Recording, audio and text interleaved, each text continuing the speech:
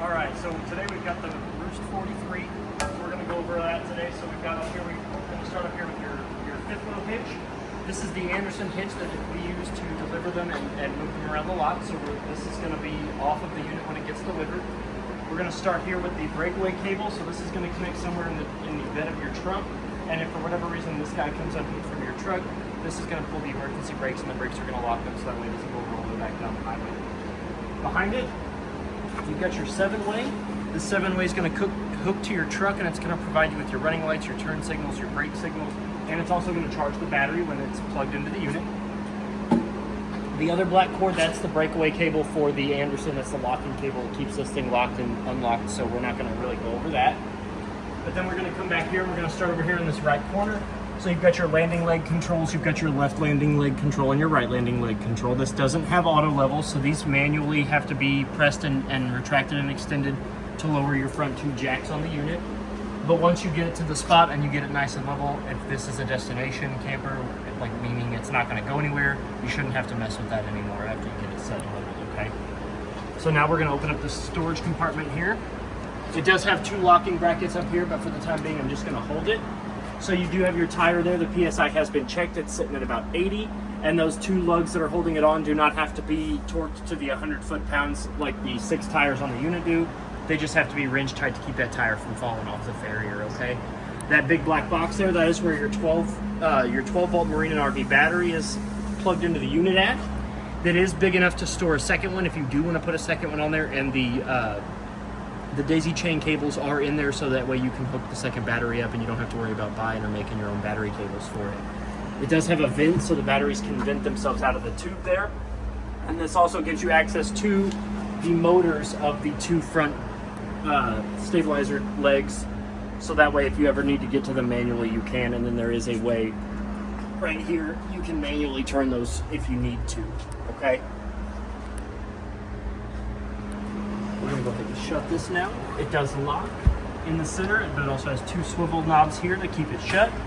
Next, you've got a light here that you can turn on so you can see in the dark when you're up here underneath here doing some stuff. We're going to come over here to the side of the unit.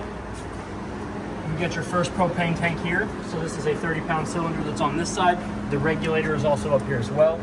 That's a auto change? Sorry, I was trying to swallow a breath. That's an auto change regulator, so the arrow on here is for your convenience to let you know which tank it's currently drawing from. This black line here is running to the off door, or the door side, to the other 30-pound propane cylinder that's on the other side of the unit, and then you can turn it to this one, and that'll be drawn from this one. You'll notice that it is green currently right now, but when you turn the tanks off or you go to switch, that will turn to red to let you know that there is no propane currently going through the system. And so say the other one empties out, you can flip this over, open the tank up, and then you'll be able to take the empty one off, whichever one you're not pointing to, take it off and get it refilled or replaced if you want to.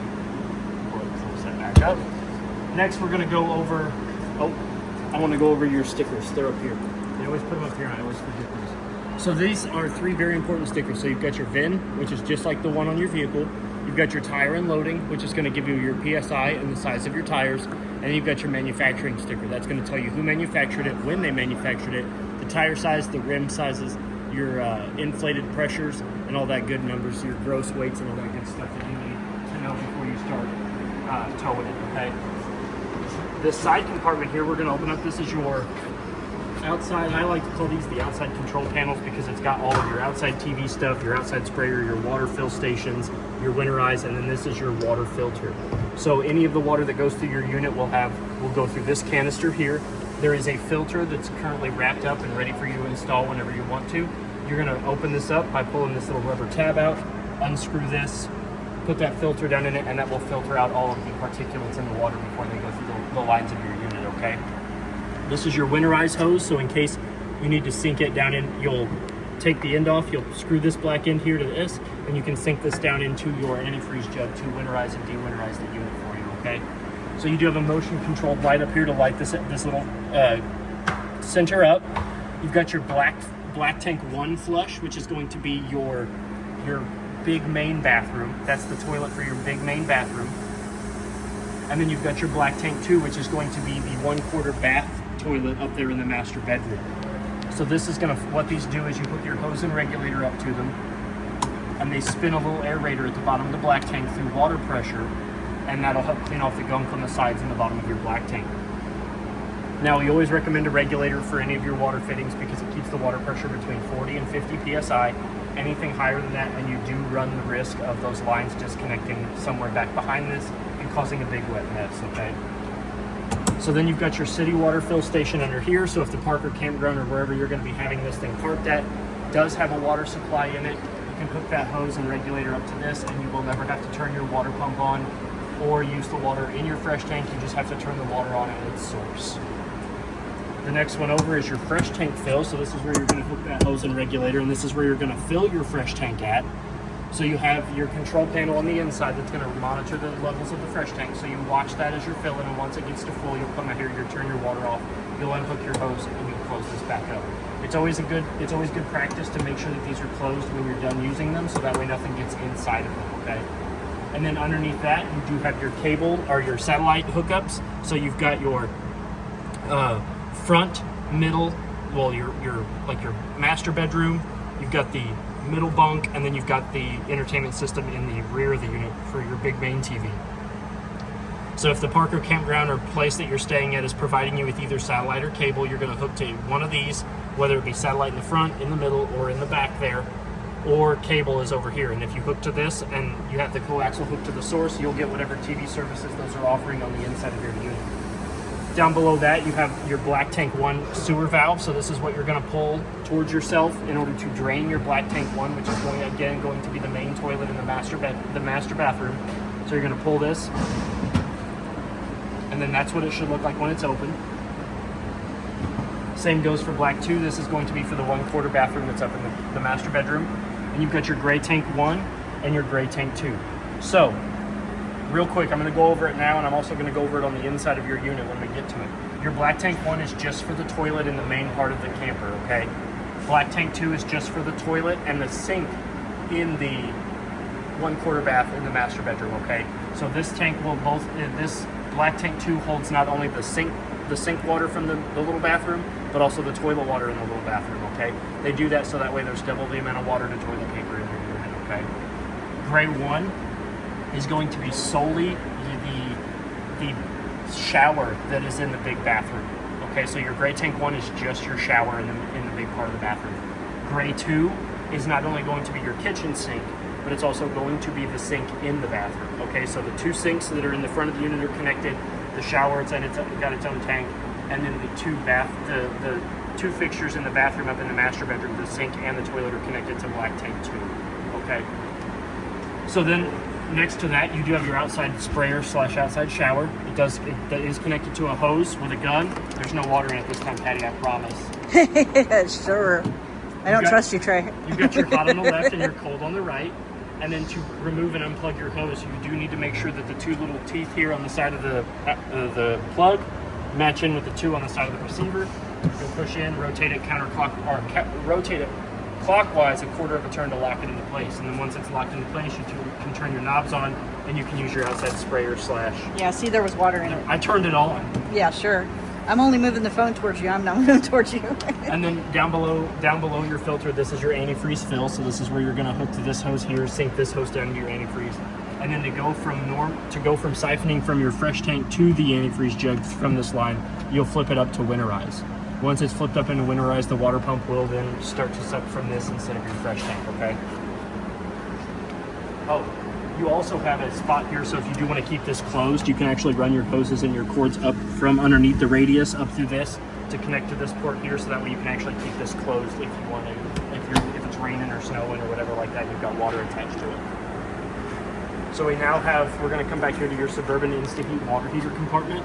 So there are 3 very important things here. So this is your fuse. Every once in a while, you do want to kind of make sure that this is nice, good, and tight. The next one is your on and off button. So this powers on the console that's in the unit. If you're going to be, it's okay if you're going to be using this thing quite often to leave this in the on position or the I position for ignition. But if you're going to store it and you're not going to use it for weeks at a time, go ahead and flip this to the off position, okay? The last and most important thing is to make sure that there's always water going through your water heater, and to do that, you can just gently relieve the valve, and if you see a little bit of water coming out of that, that means that you've got water running through your water heater, so it's safe to light, okay? So now we're going to work our way back here. So we're going to start here. This is your 50 amp service cord. So this is plugged into the unit by making sure that this black ring is all the way against the fins here. It should be all the way against the fins. You're going to line up. There's a little ball bearing or like a spring lock that's right on the plug itself. So you're going to line that up. You're going to push it in. You're going to rotate it a quarter of a turn clockwise. And then the last thing you're going to do is you're going to make sure that this ring is nice, good, and tight up against the outlet. What this does is it creates a weather-tight seal that keeps all the elements, bugs, and birds and stuff from getting up in there and causing a short in your outlet or your plug. If you do not have it plugged into the short cord, you do want to make sure that this cap is down and over the outlet, so that way that also keeps anything from getting in there and shorting it out or rusting out the prongs and stuff. So now we're going to come down here to the underneath. This is your sewer connection. This is where all of that water is going to come out once you pull one of those 4 valves. You're going to hook your sewer connection hose to this, run the other end of the proper dump station, and once you pull one of those 4 valves, all of those drain out of this one pipe here, okay? Next, we've got our 2 low water drain points. You've got a red line here and a cold line here. These are the 2 lowest points in the water lines for your system. These are used for winterizing and de-winterizing of your unit. You've got 3 tires on this side. The lugs have been torqued to 100 foot-pounds, 100 foot-pounds as per the side of the sticker there. And the tire PSI has been checked, and they're all sitting at about 80 PSI. They can go as low as 75. You really don't want to go any higher than 80, but anywhere between 75 and 80, and you're going to be golden, okay? So, that's your first slide. That's your second slide on the off-door side. This is your rear slide on the off-door side. On the other side of this has got your television, but the most important part is this little hole right here. So there is a manual crank handle in the door side sliding out compartment that will fit into this, and if for whatever reason the motors in your slides do not want to push the slide in or out, you can stick that manual crank handle in there, and then you can retract the slide that's on the opposite side of the unit than that hole is. So that hole there controls the rear slide on the door side, and then there are 2 others on the side that control these 2 slides. You do have 2 balancing jacks on the back side. They do not have them on the front side. I call them balancing jacks because they only work, they're only on the back side, and they just keep the back from bouncing up and down. Okay, so they balance the back side. They are not used to lift the back side of this up. You will severely damage your jacks, the frame, or the unit as a whole if you use these 2 jacks to lift and lower the back end of your unit up and off the ground, okay? So those are a 3/4 inch socket. I always recommend the manual crank handle, or you can use a 3/4 inch socket on a power drill on the lowest setting. You can raise and lower those up and down, okay? But like I said, those are not used to lift the back end of this unit up and make sure it's level, okay? That's what the 2 legs are in the front for. You never want to use these 2 back balancing jacks to try to level the back side of your unit, okay? Now that we're back here, your license plate bracket is lighted, and it's there in the bottom left corner. Up there in the top corner, you do have a Lippert on-the-go ladder receiver. What that is for an extendable Lippert ladder that telescopes up and will connect on the 2 top holes there at on that receiver, and that holds up to 500 pounds. Is it 300 to 500 pounds? It holds up, I think it's 500. It holds up to 500 pounds, and that'll give you access to your roof. Now, the roof is the life expectancy of your camper, so it is in good practice to get up there and check it about every 90 days just to make sure that there's no cuts, gouges, scrapes, pops, holes, anything like that on your roof. It doesn't need to be sealed every 90 days, depending on how well the seal is up there, but you do need to get up there and check it about every 90 days, okay? As well as you do have a Furion backup camera mount up there, so if you do want to purchase a backup camera from the store up there, you can do that, and we can mount that for you up there at the top, and then that way you can plug that monitor panel into your truck and you'll be able to see what's coming behind your unit when you're pulling it down the road, okay? So we are going to come over here to the door side of the unit. This is the slide that's going to have your sectional / secondary bed option in it. As you can see, it does have one of those holes in it that you can run that manual crank handle in. And if for whatever reason the slide on the opposite side of the unit does not want to go in and out with the motor, that manual crank handle will retract and extend out that slide for you, okay? Same goes for the hole actually right there underneath the left arm of the leg of the stairs. That hole there is also for the slide that's got your stove and your refrigerator on it. If for whatever reason the motor gives out, stick your manual crank handle on that, and that'll let you push and pull in that side. Okay? So you do have a JBL speaker that's on this side of the door that is built into the stereo system that's on the inside, so you can listen to whatever you're listening to on the outside. We're going to come down this direction. Your 3 tires on this side, the lugs have been turned to 100 foot-pounds as per the sticker on both sides of the unit, and for the tire and loading information. And the PSI in those tires is also sitting anywhere between, I think it's like 79 and 80 PSI as well, okay? So this right here, this is a vent for your washer and dryer. So if you got your dryer, so you do have a washer and dryer in there, and this is the vent for that. You also have a secondary JBL speaker, so that way you can have 2 speakers on the outside to listen to whatever your radio is playing. You've got an outside coaxial. So if you want to, so the ones in the station on the off-door side, those are for receiving the television signals. This one is so you can have a TV outside. So you plug your coaxial into this, the other end into your TV. You can power your TV by this GFCI protected 110 outlet here, and you'll be able to get TV services, whatever TV services you're getting on the inside of the unit currently, you can get on the outside of the unit, okay? We're gonna move to this side compartment. There is 2 earth magnets up there that keep this up. They're neodymium, so they're pretty strong. A little cinch up there. You do have 2 110 refrigerators. These only work when they are plugged in, okay? They only work when the short cord is plugged in. But they do open outward, so you can get plenty of storage. So you can put plenty of outside snacks and stuff out here. This compartment here is also how you have access to your washer and dryer water connections and drain. This back down. You also have an LP quick connect down here, so if you do have an outside grill that is powered by LP, you can actually come down here, you can plug your LP cord right into this, the male end of that, you'll push back, you'll stick the male end of your LP quick connect hose in there, you'll push it until that springs forward, you'll give it a gentle tug just to make sure it's nice, good, and secure, and then there is a valve, right, let me get my fingers on it. There's a valve here that you'll swing forward. That'll lock that disconnect ring into place so it doesn't come disconnected, and that'll also open the valve so that way the propane can come into your grill, okay? Next to that, you do have your furnace vent, so you've got 2 ports. You've got air gonna go in here, air coming out here. If you've got your furnace on, this gets very hot. It gets hot enough to curl the hair on your arms, and it gets hot enough to burn your skin. So if you are running your furnace, I do recommend that people avoid this at all times. And another good investment is mud dauber screens. It's 2 little cupped dome vents that fit over each one of these ports.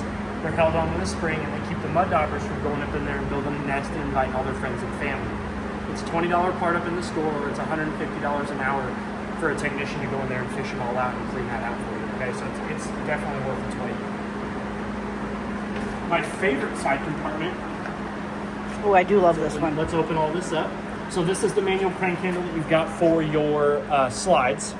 This is going to be the manual crank handle for the slides that I was telling you about with the little holes in the side of the radius middle. And does that work for the balancing jacks as well? No, okay. It does not. I'm disappointed. This is your. I'm crushed. This is your heated and enclosed. Holy cow! This pulls all the way out, so you can put your totes in there, and then you can slide it all the way back in. Fun fact: the last roof we had, I actually had to ride on this to get into the. Did you? Yeah. Fun. So you also have your solar panel controller monitor here. So if we hit that, we'll wake it up. That's going to give you 3 important pieces of information. It's going to cycle through those. It's going to tell you what the converter's putting out in voltage, what is being put back into the batteries from the solar panels on the roof, and what the temperature of the solar panels on the roof is currently at this moment. Okay, and it's going to cycle through those. So you don't have to worry about trying to find it. It just cycles through those about every 3 seconds. It changes its display. Okay. The one underneath that is your battery disconnect. So right now you can see that it is on. If we were to turn this to off, what this does is it cuts the juice from the battery to the unit. So if you're going to store this thing for long extended periods of time, I recommend flipping that to off, and then that way it doesn't drain the battery that you have connected to it until you're ready to turn it back on. You also have a bottle opener here on the outside, so in case you're outside enjoying a nice good barbecue, you have a way to open your beers or your sodas that way as well. You have a dog leash here for your dogs, your spouse, your grandparents, your children. Whoever's misbehaving, they can be cinched up on the outside. We're going to open this up. Whoever has a tendency to wander, you can. Yep. Got Whoever it. has a tendency to wander off. This is the second 30-pound propane cylinder that you have. Like I said, the regulator is on the off-door side, so in order to control which tank you're going from, you do need to open up the other one, but this is the other storage unit for your propane cylinder, okay? This black line here, this is the one that's currently being opened and used. I will close it before this thing gets delivered to you, so that way just make sure that you remember to turn one of your tanks open and make sure that the knob is facing the right tank, okay? Now that we're done on the outside, we're going to go ahead and we're going to go into the inside of the unit. While he's walking that way, I just wanted to mention your 2 bedroom slides are Swintech slides, so we will attach a separate video for you. If you happen to find this video on YouTube, we do have a separate video that you can search for that is for how to care for and troubleshoot your Swintech slide. Yes, ma'am. So your stairs are a little bit different. Typically on the standard camper, the stairs fold up into the unit. These do not. So in order to store these stairs for travel, you want to remove the handle, which just lifts up and out. You'll store these, they fit perfectly in the pull-out slide compartment in the door side. So once you have this removed, go ahead and stick it back in here so I can use my hands again. You're going to come over to the side of your unit, the side of the stairs, and you're gonna manipulate these by pulling on them or pushing on them. You're gonna push on them. That's gonna release the lock, and then these stairs actually remove. So I'm gonna do it briefly before we go back into the inside. So you push, and then you lift up, and you can see that they are just on two little brackets. And then these have locking teeth in them that once you're ready to go back inside, you lock these down. They slide over those bolts. And then I always give them a good step. Make sure that they're nice, good, and secure, and then you're ready to go inside your unit. If for whatever reason the stairs start to come outward, like the incline starts to go towards the ground, you can come down here and you can actually manipulate these legs here with a silver tab on the back that you press in, and you can lower the feet so that way the stairs are a little bit more even. You do want to make sure that these stairs are as even as possible when entering and exiting out of your unit. So now that we're done with that, we're going to go ahead and come to the inside. So I'm going to leave the sliding glass door. Now that we're in here, we're going to go over, I always point out that there is a fire extinguisher there by the door in case of emergency, inside or outside. You also have a curtain rod up here, so you can install some curtains up above the sliding door, as well as cinches here, so when you're ready to go out or come in, you can cinch those curtains behind these hooks here. You have a coat hanger here. We're gonna go around. We're gonna work our way up towards the front. Okay. So you do have a light switch here, which turns on the lights above they call this the galley. So whenever you're bringing your slides in and out, this is the galley slide. I don't know why they call it the galley slide, because typically the kitchen is the galley. But you also have a dimmer control here, so you can actually adjust the intensity of those lights. You have a light switch here, which will turn on the two LEDs above the couch / secondary sleeping area. Now, I'm going to go over this with you, but for fear of tearing up the vinyl, I'm just going to go over it with you, okay? Because these feet do have a tendency if you do not have that guard on, they do have a tendency to rub the vinyl, okay? So this couch here, actually this end here will fold outward. When you're folding it outward, you do want to remove this from underneath the couch, okay? So all this is doing is keeping those roller wheels from tearing up the vinyl. This is what your couch and coffee table should look like in travel position, okay? This is what it needs to be in travel position in order to not do damage to the other slide, the stairs, your little nightstand here that doesn't move. But this is what your couch and coffee table should look like when you're ready to take this thing on the road, okay? But when you're ready to use it, you remove the coffee table, okay? I kept the cardboard here underneath the coffee table so that way the coffee table does not do damage to your couch and chair, okay? So once you remove the coffee table and the cardboard, you're gonna actually come over to the seat cushion of this portion of the couch. You're gonna lift that up. There are two brackets that are holding this portion of the couch to this portion of the couch by the frame of the couch themselves. There are two. They are metal brackets that just clamp over each one of the supporting frame. You have to remove those. Now they are attached, so you don't have to worry about losing them. They are attached and they will just fit nicely into the bottom of this couch here, because after you lift the cushion up, the seat cushion for this portion of the couch, you'll realize that this is just one large storage container, okay? So there is storage underneath here that you can just throw those brackets in, and then this whole couch will swing outward. There's hinges, so you don't have to worry about lining it up or anything. There are hinges that will just allow this to pivot outward, and you'll have a nice big L-shaped sectional on the inside of your unit, okay? Yeah, it's really cool. And then once you have this portion all the way over, it butts up to just about right here where the vent starts, so you're not covering your vent. You have plenty of access here for your little arm bar here. It doesn't impede the use of your nightstand, but the most important thing is there is a Murphy bed up underneath this, or a hideaway bed. So once you're ready to use that, you will lift up on the cushion, the bed will fold outward, and you will have a secondary sleeping option there as well, okay? There are feet that will slide, that will swing outward, You'll lift them up, you'll swing those feet out, you'll lay it flat, and then you can sleep on it that way, okay? But I do want to tell you that the bed only works when this is in the open position. There are straps for the coffee table on either side, so here's the female end of that clip. The male end is over there. When you're ready to travel, you will run that either over the coffee table or through the coffee table, and that will keep that coffee table from going anywhere while you're traveling, okay? So this runs through here. Yes, and then it connects over on this end, and I'll have that ready to go when this thing is buttoned up and ready to be delivered, okay? So now that we're done with the couch and sleeping area, we do have 3 windows on that side. The 2 on either side of the slide open up by pinching towards themselves, and the 2 tabs in the center and lifting up. They also have pull-down shades. Both of these windows are identical, except for that one's just a little longer. This window here opens up by pulling the rectangle towards yourself, and you can slide either the window pane or the screen both towards the front of the unit. And then it also has 2 shades that they meet in the middle. So this shade will come all the way towards the middle, and then the one right there will also come and meet towards the middle, so that way you can fully close your windows if you want to. So And they magnet together, so yes, it's cool. they do magnet together. So now we're going to make our way to the back. This is your emergency fire escape window in case the person sleeping here has to evacuate quickly. You're going to pull this window is going to open all the way up, and it is big enough for you to get out feet first, preferably. It also has 2 shades that meet in the middle, and now that I can actually reach them, I'll show you both. So that's how they magnet together, so now you can close your windows entirely, okay? You do have furnace vents inside the bottom, so always remember that air is going to come out of the top of the unit and your heat is going to come out of the bottom. So furnace is going to rise, the air from the air conditioners is going to come from the roof down, okay? So on the side here by the window, you do have a 110 outlet and a USB outlet. They do provide you sufficient, the USBs do provide about 5.10, 5.11 volts, so plenty enough to charge your smart devices. And then your nightstand here, which is not movable. Underneath it, if you can see that, you do have a JBL subwoofer.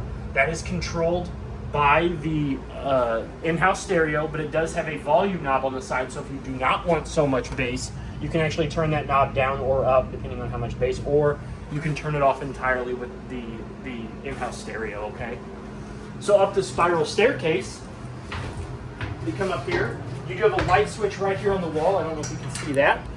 That's going to turn on the lights in this little sleeping loft up here. So I'm going to come up here and I'm going to go over all the stuff that's up here next. So you have some cabinet space up here, like a little closet for whoever's going to be staying up here.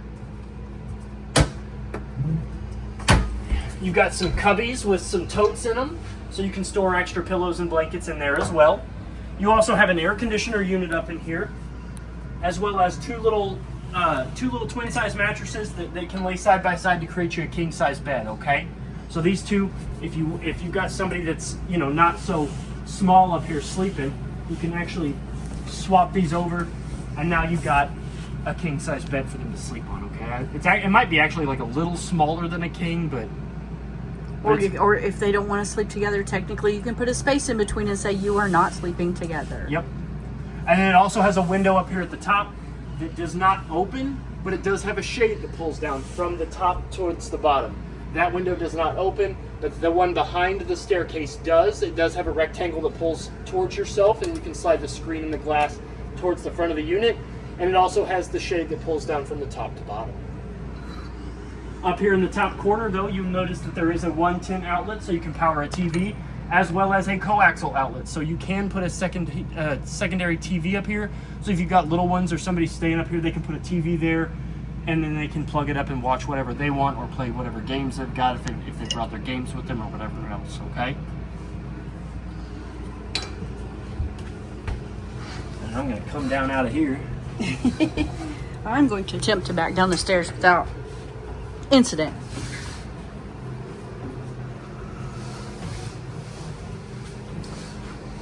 So now we're going to work our way over to the TV. So the TV does have a 110 outlet and coaxial behind it to power the TV and to provide you with the TV services that you're being provided with. It does not have the antenna booster on it. The antenna booster on the coaxial is actually on the bunk in the middle of the unit, and I'll show you that when we get to it. So your TV does have accent lights behind it. So if I flip this button here on, a blue LED light will illuminate behind your television. So if you do need that ambient light, you can have that as well. You also have your JBL in-house stereo. So we're gonna go ahead and turn it on. It's gonna wake up. So zone A on your speakers is your subwoofer. Zone B is going to be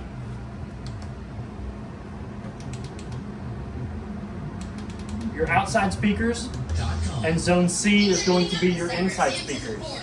So A is your subwoofer, so you actually don't need to have that on at all to run your stereo.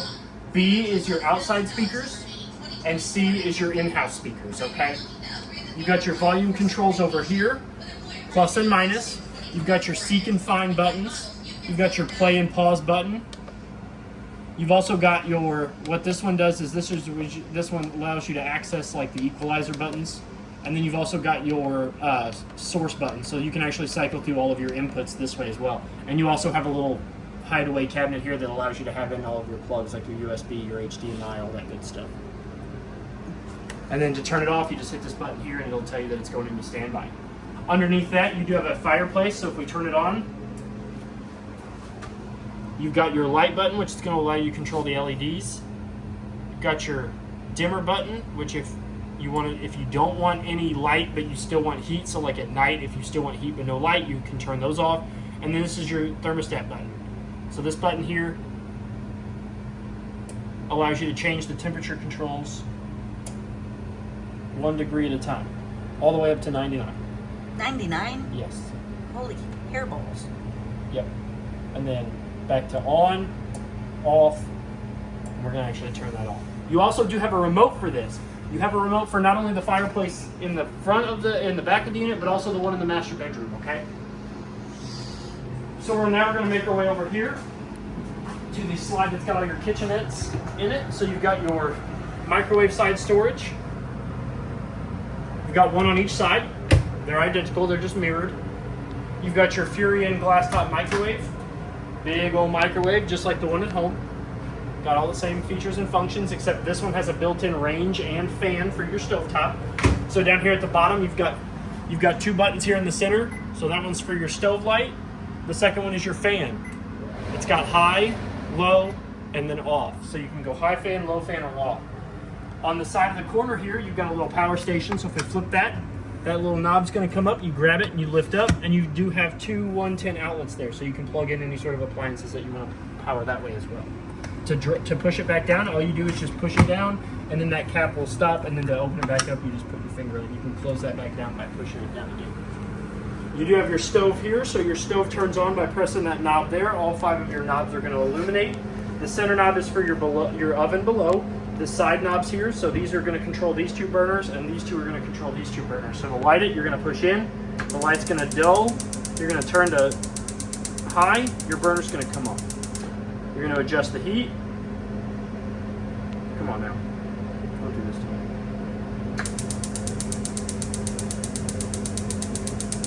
Let me try this one first. There we go. So, you saw what I did there. I just pushed in, turned. Haven't looked at gas all the way through it yet. But it doesn't take that long. I love these stoves because you don't have to sit there and hold and wait for the thermocouple to turn on. You can just turn them, let them go.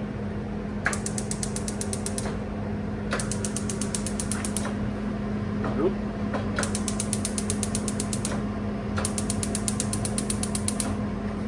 There's your stove lid. Now your oven. Your oven is one of my favorite features of this whole unit. So you're gonna open this up first. Look how big it is. It can fit a whole turkey in there. You can cook a whole Thanksgiving dinner in here if you want to. So to turn your fan on, because it is a convection oven, you can hit this button here. That's gonna turn the fan on that's inside your unit. There it goes. And then you're gonna push the knob. It's gonna light, which you can't really see the pilot light, but you're gonna turn it to this. Your striker's gonna attempt to ignite your stove. Your pilot light's gonna lit. You can kind of see it down underneath there, but you have to look underneath this piece of metal here. But your pilot light will turn on. See it.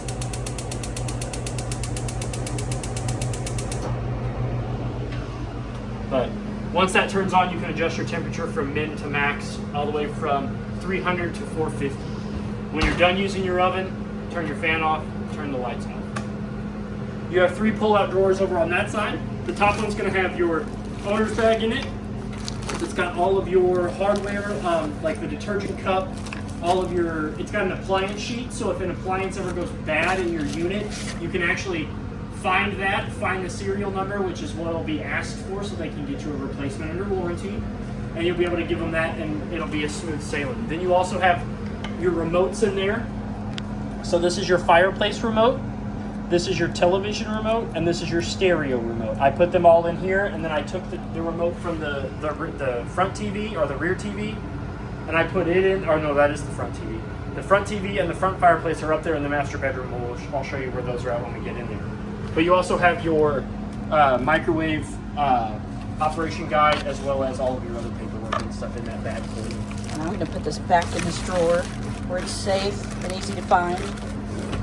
Then those 2 drawers there are just deeper drawers than the one on the top, so you can store your pots and pans and your kitchen goods in there as well. You also have a little bit of a bigger storage over here for your bigger appliances, like your blenders, your coffee makers, all that good stuff. Margarita machine. You do have a 110 GFCI protected outlet there, as well as a light switch that will turn on the 2 LEDs that are above the microwaving side cabinets, okay? So now I'm going to go on this side of the drawer, but I am going to pull this out. So if I pull this out, you do have like a pull-out pantry that you can get to from both sides, which I think is super cool. So if you're cooking, the person on that side can get to it, but if you're stocking stuff up and you're stocking groceries, you can have your refrigerator open, this open, and you can be stocking up your dry goods as well as putting stuff. If the water was on, I could squirt tray and get him back. Yep, you sure could. Oh, my filter fell out of the microwave when we did that. You do have a storage shelf up here, so for like your goodies, like your decorations. Super secret snacks. Super secret snacks, but if you do put anything up here, there is no lid, so I always recommend like, what do they call that? Not painter's tape, museum tape, or like the alien tape you can buy, so that way you can stick your decorations up here so they don't fall off when you're going places. You Right. have a wine rack up here, so you can fit 5 bottles of wine up in here. They'll rest nicely and the ends will stick out. You got your rather large Furion fridge. Is this a 110 or a 12 volt? This is a 12 volt. Outstanding. And the controls for it are here on the front. So to unlock it, to adjust them, right now I've got it set at 36 and 0. So to unlock it, you're going to hold the lock icon. That's going to disappear. And now you can adjust your fridge freezer temperatures by touching right underneath the numbers or the functions. All the functions are gone over in the instruction manual inside that owner's bag for you, okay? So if you have a setting that you prefer, you can find it in that instruction manual and you'll be able to set your refrigerator. To lock it again, it automatically locks when it goes into standby again. So once these go off, it automatically locks again, okay? So that way no little fingers can come up here and turn it on and off. And you do have a freezer down here.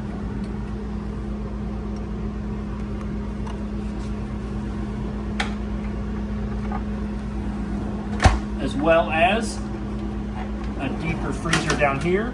I always leave the tape on these so that way they don't run the risk of damaging in the delivery process.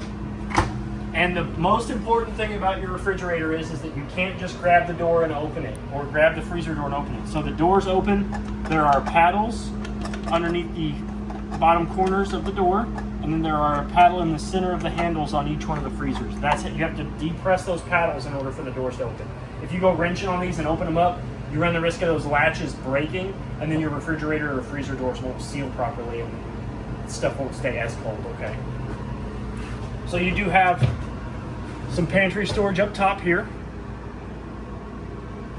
Little coffee bar down here with a 110 outlet and a GFCI that is GFCI protected and a USB outlet. You also have your ceiling fan switch, which right now it's currently on. It is omnidirectional, so up is on, down is off. It is omnidirectional, so if you want to suck the heat up, you can turn it one way. If you want to blow the heat back down, you can turn it the other way. These are bump stops for your sliding door, so that way they don't jam up against the, they go into the track there on the side. I'm going to put these back in. They came in sitting on the counter, so I'm going to install these when we're done, so that way your door doesn't slide in and hit the jams, okay? You also have a cubby space with the tote down there on the side, as well as more storage here.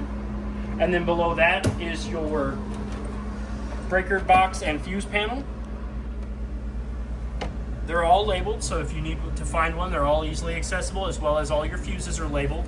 And these are an auto-detect fuse panel, so if any one of these fuses blow, a little LED light will illuminate next to it to show you exactly which one is blown. Now that we're done with this side of the kitchen, we're going to move on to your island. So your island does have this nice big table in the center with 5 stools. The stools in travel do need to be latched onto the bed of the master bedroom. There's a latch that will run across the length of them. You lay all 5 of them. The way they had them was seat to seat, and then the 5th one was just kind of tucked in. And then you run that strap through and you buckle them in, and I'll show you that strap when we get there. But these stools do need to be restrained for travel in case they bump into do slide damage, they bump into your stove, turn your stove on, so they do need to be strapped up onto the bed for travel, okay? So we come down here, we've got our sink. So your sink has a bunch of different options. You do have a cutting board slash sink countertop space. Another deep, we call this I call it the rinsing basin. I mean, I don't know what they call that, but it's got a stopper in here to let the water flow through. So if you're rinsing meat or vegetables, or you're letting something soak or whatever to defrost it, you can set it in there. And then you also have, I don't know what they use this for, but I think it looks like a drying rack for dishes or something. Or rinsing vegetables. Or rinsing vegetables, yeah. You can slide it in front of your... So this sink's really cool because it's got multiple features. So not only does it have your standard sink, faucet, sprayer, it also has a cup washer. So you hit not a cup washer, but an intense sprayer. So you hit this button here while there's water flowing, and it creates a smaller stream but at a higher pressure. You have a cup washer, just like they do in most bars. You stick your cup up underneath it, and it sprays the inside and cleans your cup. Your knob here is how you turn the water on. So if you notice that the dial there, you've got a faucet. It's kind of hard to see, but it's a T, or you've got a shower, okay? So when you turn it this direction, so up is what you're going to be looking at. So if you can see the word up, off, that is basically your orientation to know where you're going. So if you turn it this direction, your faucet's going to turn on. And then blue is going to be cold, red is going to be hot. And then if you want to get your waterfall sprayer to work, you turn it this direction. And you can see a little bit of water coming out of there, but I have the water pump off. So blue is going to be your orientation, hot is going to be red, and then you can see that's how you turn your waterfall sprayer. So if you're washing vegetables, you throw them all in here, you turn your waterfall sprayer on, the water's going to hit, roll down, and it's going to help you rinse your vegetables for you. We'll move this out of the way. So you have 2 different stoppers. So you do have just a water stopper, which will let water flow through, but nothing else. And then if you want to fully close off your sink, you can actually turn this knob to all the way up, and that sucks that stopper down, creates a seal, and then to let it loose, you can push it to the side, and that'll bring that stopper back up. So this stopper actually never has to leave your sink. Very cool. If you don't want it to. And then you have your soap dispenser. So you get up underneath there, you fill the reservoir up with soap, and you can pump this, and your soap can come out that way.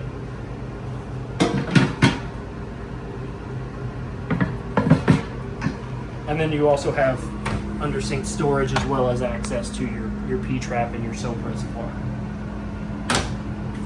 So now we're going to go into we're going to go through the black door there before we go up into the master bedroom and the middle bunk. So we open this up.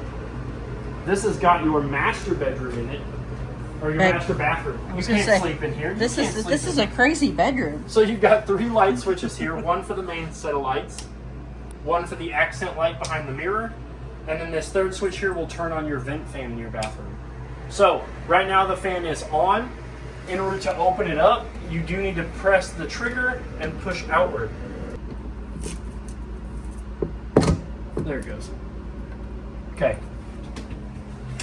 So now once it's fully open, that'll actually extend out the side of the unit, and you'll be able to vent out your bathroom that way, okay? And then to close it, turn it off, pull in.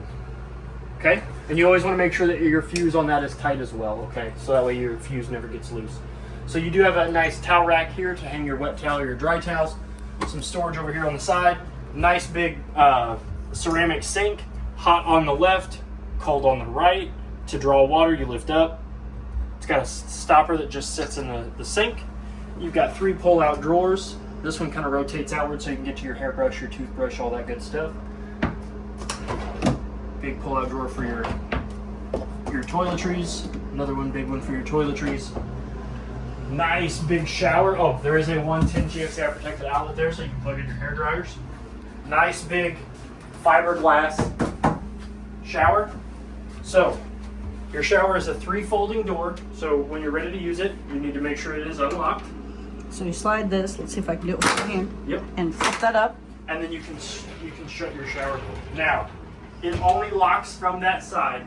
So when you're in travel, you do need to make sure that your shower door is closed all the way and that travel lock is down and secure. So you pull that and then you flip that. And then that keeps your trifold door open. And so that way, but that's very important that this is engaged if you ever travel with this thing, because these have a tendency of sliding out and doing damage, and they're just glass, okay? So inside your shower, you have a rather large shower head with an on and off button. So if you're boondocking it and you've got your fresh tank going, you don't want to turn your hot water off, you turn your water on, you can turn off the water flow up here, so that way that you can get out and the next person can get in. So you've got hot on the left and cold on the right. You've got a shower caddy here for your little soap bar. It's got holes in it so that way the soap scum doesn't collect. Plenty of storage here for your shampoos, conditioners, all that good stuff. You got your footrest, so you got to shave your legs. You can do that. You got a pull down seat.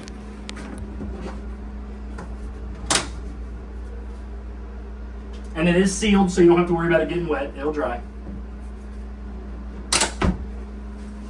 And then more towel racks above the toilet. Another storage compartment / towel racks above the side there.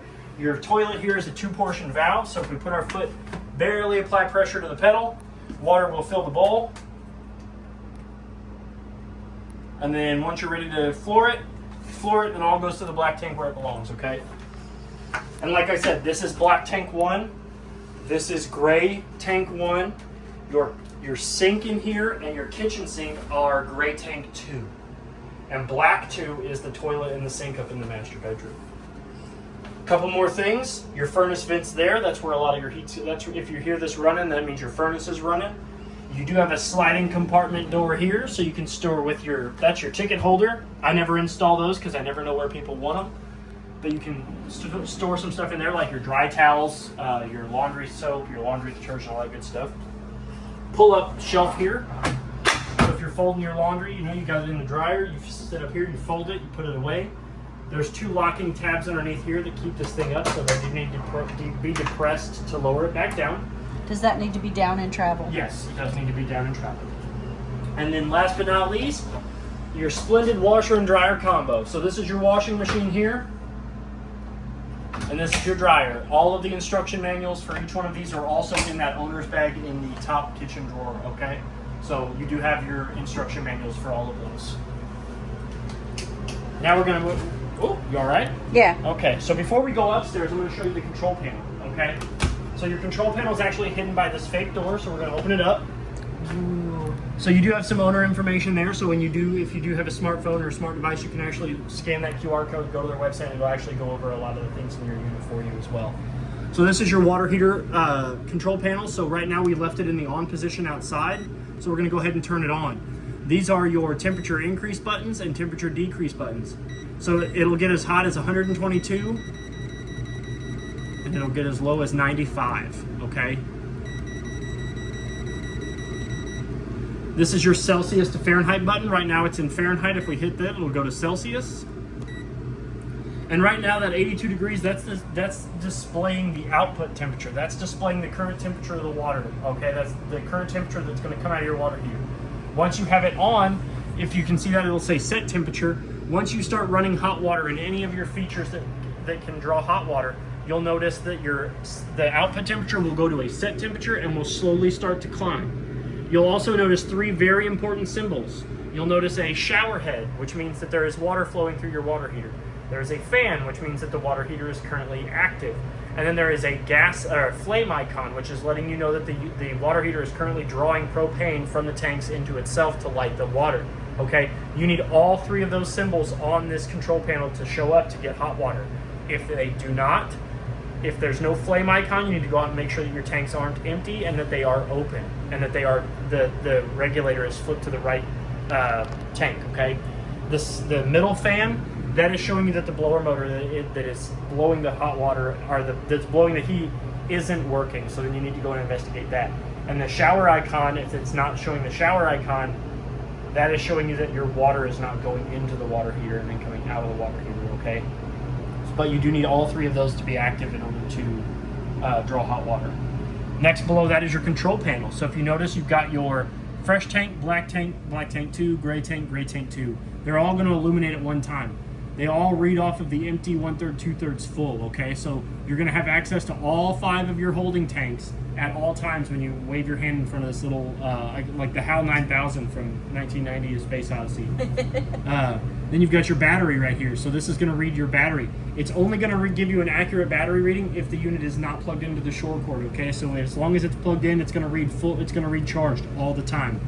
Underneath that, you've got a row of 5 buttons. You've got your main light. So if we press that, all the lights in the ceiling are going to go off. Your awning button, that's going to turn on the LED strip that runs the length of your awning tube, okay?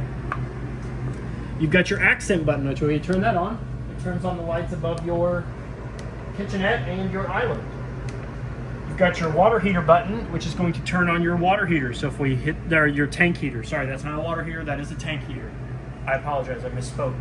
Your tank heaters are heating pads on the bottom of your holding tanks that just keep your holding tanks from getting below freezing, okay? They are not an alternative to this guy up here. So if this guy's not working and you think that you can use this to help regulate that, you cannot. That is just to keep your holding tanks from not freezing, okay? The next one over is your water pump. So if we flip that button on, if there was water in your fresh tank, that would then start siphoning from the fresh tank through all the water fixtures of your unit. Next over here is your Bluetooth connect. So you can actually connect this and your smart device together so you can turn on your lights and turn on other things and check your tank levels from your phone if you're hanging out by your camper, if you're within Bluetooth range, okay? Down below that, you've got your awning extend and retract buttons. So this is going to bring your awning out and this is going to bring your awning in. Now, one thing about your awning is I'm going to show you, it's one of the most expensive repairs on your unit, okay? So, we're going to extend it out. So you see how fast that's going out. That's about as fast as it comes in. So if you're going to step away from this guy for more than 5 minutes, bring your awning in, please, because it is a super expensive repair, okay? We're going to bring it all the way out, so I'm going to show you what it should look like all the way out. So when we bring it all the way out, that is what your awning should look like all the way out. That is going to provide the top canvas with enough slack in it so that way it's not going to get ripped off if a breeze comes through. And that's going to allow enough slack in the skirt to do its job properly, which is to help prevent rain and sunshine from coming in, okay? The other most important thing about your awning is the 2 lateral arms down here on the bottom, the 2 with the silver nuts that are running through them. You can actually manipulate those by grabbing and pulling down on them. And what that does is it creates a steeper pitch in the awning on whatever side you've manipulated those on, okay? You can actually do it to both of them and create a steeper pitch off the front of your awning as well. So that way if the rain or sun's coming in, but it's coming in at a hard angle, you can actually lower that awning down to help prevent all of that, either the sun or the rain from coming in. But when you are bringing your awning back in, do please put those back into that exact default position, the straight lateral arm position, okay? Push them back up to where they go, and then that's going to allow your awning to come in and out to the best of its abilities, okay? And as you can see, this is how quick your awning comes back in. So like I said, if you're going to not be in your unit with your awning, bring it back. It is an expensive repair. This is 2 guys in a camper for it to have that.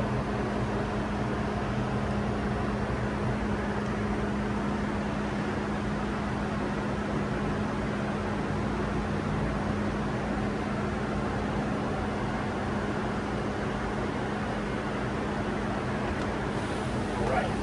So now that we're done with the awning, we're going to go over your slide. So you have a main button here. This slide here,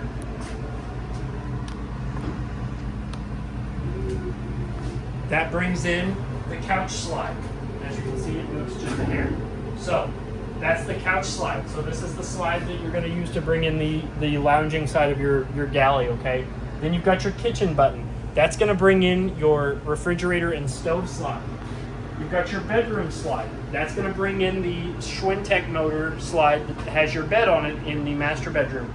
Your entertainment one is going to be the opposite slide on the opposite side of the master bedroom. It's going to bring in your dresser and TV area. Then you've got your galley slide, which is going to be the slide that is going to bring in your television and fireplace, okay? And one thing that I did forget to mention when we were going over the couch and the fireplace is if you are using that couch as a sleeping area, avoid using your fireplace as well, okay? Because the fireplace does get hot enough to melt the vinyl off of your couch when it's that close to the bed, okay? So you do want to make sure that you're not using your fireplace if somebody is sleeping in that pull-out couch, okay? So that pretty much covers your control panel. So now that we're done down here, we're going to go upstairs and we're going to go across the rest of your unit. So we're going to walk up here. Do you want to do your thermostats now, or do you want to wait till you come back down? No, we can do that. Also, your LP detector down there in the corner. I almost forgot all about that guy. That guy right there, that is going to detect any loose carbon monoxide or any loose LP that's in your unit. So they say that you're supposed to test those every 90 days. I tell people, test them every week. It takes 2 seconds, or every time you're going to be in and out of your camper. You're stocking this thing up to go, or you come down here for the weekend and you're going to enjoy this thing for the weekend. Make that one of the first things you do, so that way it picks up any loose gas and any loose carbon monoxide. Also test your smoke detector, which is up here in the hallway. Again, test it every week. If you're going to be using this thing quite often, test it every week. You never know when something like that's going to happen. You also have 2 thermostats here on the wall and another one in the master bedroom. So we're going to go over these 2 because these 2 are, the other one is identical to the top one. So the top one here, if we click in, it's going to wake it up from standby. Right now the air conditioner's on. So we're going to wake it up. I'm going to click in again to go to mode select. I can cycle through off, air conditioner, furnace, dual climate control like a mini split, and then your dry cool, which is like a dehumidified cool, okay? So I'm going to go back to cool. Next is your fan. So you've got high auto, low auto, high, and low. High auto is where I would let it sit for the rest of its life. Never put your air conditioner into low or low auto. What it does is it works the same amount as it is on high. The only thing that's different is your fan speeds, okay? The compressor is still going to work as much as it is on high. What you're going to do is you're going to end up running the risk of burning up or freezing up your compressor. One of those 2 is going to happen. It's working too much and not putting out enough. High auto will let it cycle through, let it cool down. If it gets too hot, will keep the frost from building up on it. Its output is where it needs to be. High auto is what I recommend. And then to change the temperature of your thermostat, you just rotate the dial. Right now I got it set to 50 because it is rather hot outside. Now. And then this one runs this air conditioner? Yes. This one runs the center air conditioner. The bottom one has all of the same features except for the dual climate and furnace. And that one runs the air conditioner that is up over the loft in the rear. So this one only controls air conditioning, okay? It only has cool and dry cool. You cannot get heat on this one. The heat is from the top one only, okay? So now that we're done with that, we're gonna come up here. Let's go. So we've got your middle bunk area. So this is a rather large king-size sleeping area with a 110 outlet and USB on both sides. It's got one on that wall over there, one on this wall over here. You've got 2 pull-down shades over there that you can manipulate to either have those completely closed or leave them open like they are.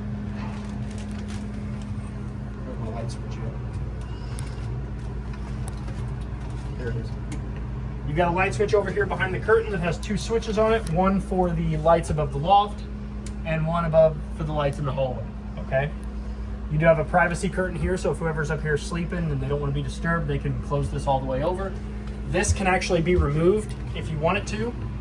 All you do is just lift up out of the saddle. This can all be removed. The whole bed can actually come up and out of here if you don't want a bed up here, if you want to do something else.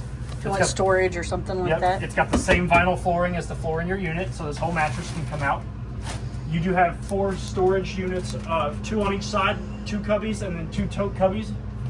This is a TV backer wall here, so you can put a TV mount there as well as a TV. And the one important thing here, this is your antenna booster. So this coaxial here has an antenna booster light. You push the button, the light comes on. You push the button again, the light goes off. When the light is on and the coaxial cord is down here in the bottom, you can only get antenna. Now, when that light is on, you're only going to get antenna throughout the whole unit. Okay, so you can't split it up. The person in the bedroom can't watch antenna and the person in the living room can't watch cable at the same time. They either all have to be watching satellite or cable or all have to be watching antenna, okay? So, bottom coaxial and light on is antenna. Top coaxial and light off is cable and satellite. Okay? Got it. That's how that antenna booster works. You also have a pull-out step ladder, which is built in so it doesn't get removed. It just folds back in. So if you do need to get up there, say you got grandkids, kids, whatever, staying with you, guest, They pull out the step ladder, you can get that step ladder up there and you can get in there. And I'm almost 200 pounds. I mean, this thing is pretty decent. So, and then you can fold this up, tuck it in, and now it's not in your way anymore, okay? Now we're going to come into the master bedroom. Please watch your step. There is a step down into the master bedroom. It does have a light to let you know that there is a step down there as well. So we come up in here, careful on the door though, because when you let go of the door, it does want to close.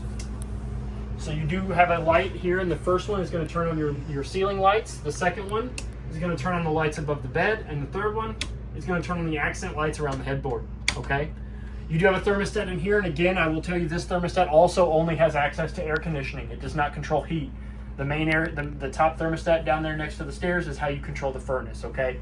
You do have a 110 outlet below that down there, so if you do want to plug in some sort of alarm clock or CPAP machine, you have access to do that, as well as a furnace vent, as well as your little 1/4 bath with several features here on the wall. You've got a light switch for the main lights, a light switch for the accent light around the mirror.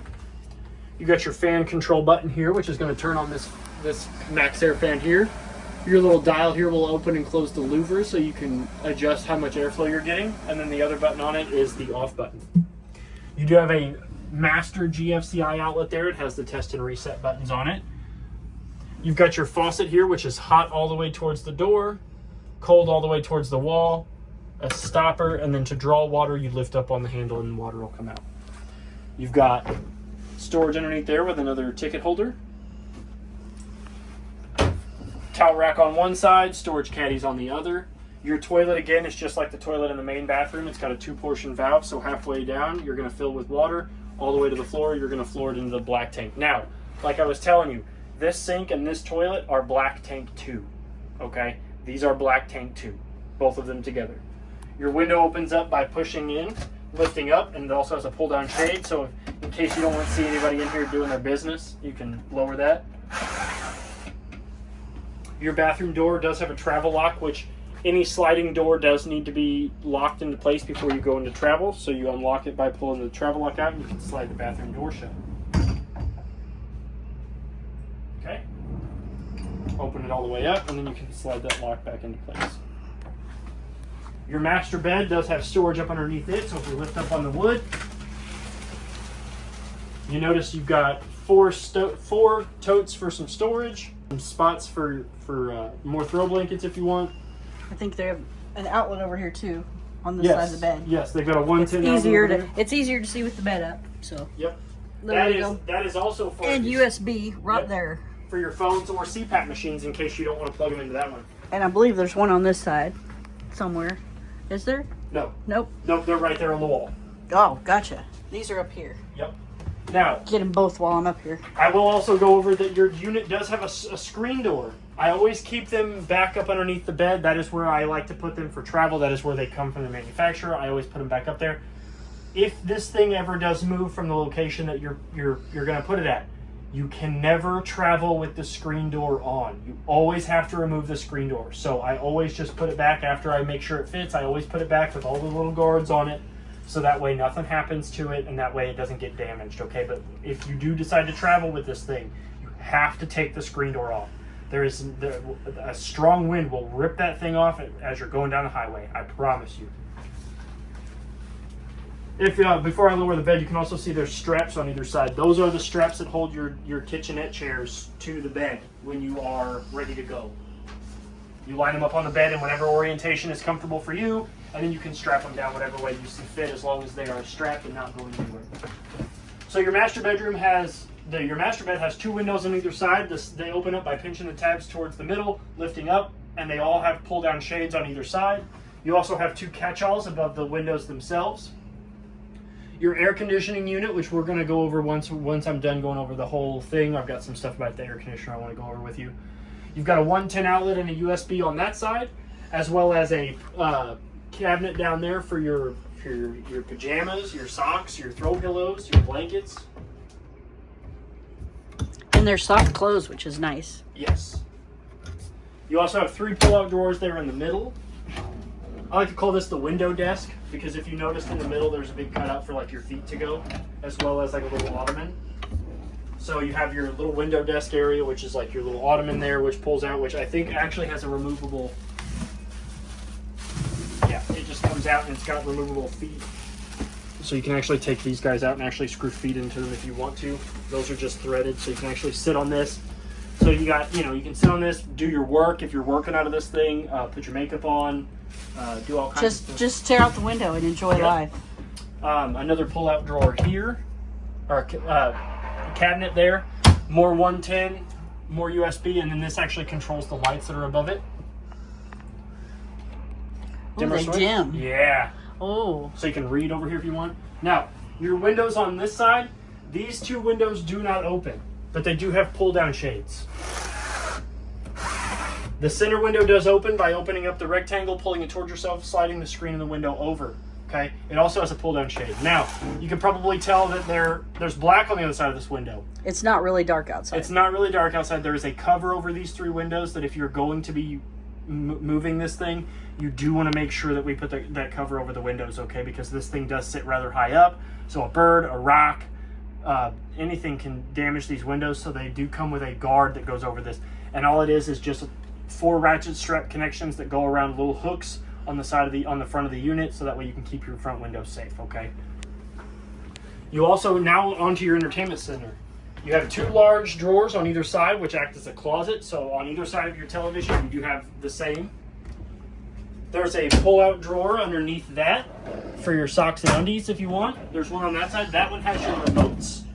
That has the remote for your TV and the remote for your fireplace in it. Now, the great thing about this unit is that the TV down there in the living room is a Connex, and this TV is a Sansui. So the remotes have those labels on them, so that way you'll never have to worry about losing a remote. You keep the Sansui one up here, you keep the Connex one down there in the living room. Also got a large pull-out drawer down here for throw pillows and blankets. Trey's favorite, throw pillows. My favorite. And your fireplace. So your fireplace turns on by hitting this power button here.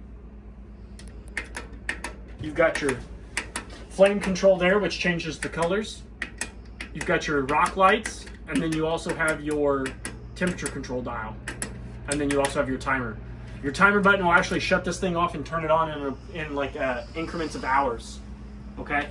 And then like we said, you've got your television. You've got your coaxials there and your 110 outlet there to power your television. This one also has 2 coaxials. So unlike all the other ones, if you do want to get cable and satellite, you do have to remove it from the bottom one to the top one. Okay? Other than that, we're going to go over your air conditioners. This goes for all 3 air conditioners in your unit, okay? So the cleaner the filters are, the better your air conditioner will flow, okay? So to clean those, you apply gentle pressure to the vents, and then these filters can come out. They can be a little bit of a pain in the butt sometimes, I'm not going to lie, but you just got to get them, pull them out, and if they're dusty, you can run them under some water, shake them off, let them dry, put them right back up. The cleaner these are, the better your air conditioner will flow, okay? I can promise you. It's just like your air conditioner at home. Yep. Works better with a clean filter. And then, so say you don't want so much cold air hitting you while you're sleeping. And I said, this goes for all 3 air conditioners.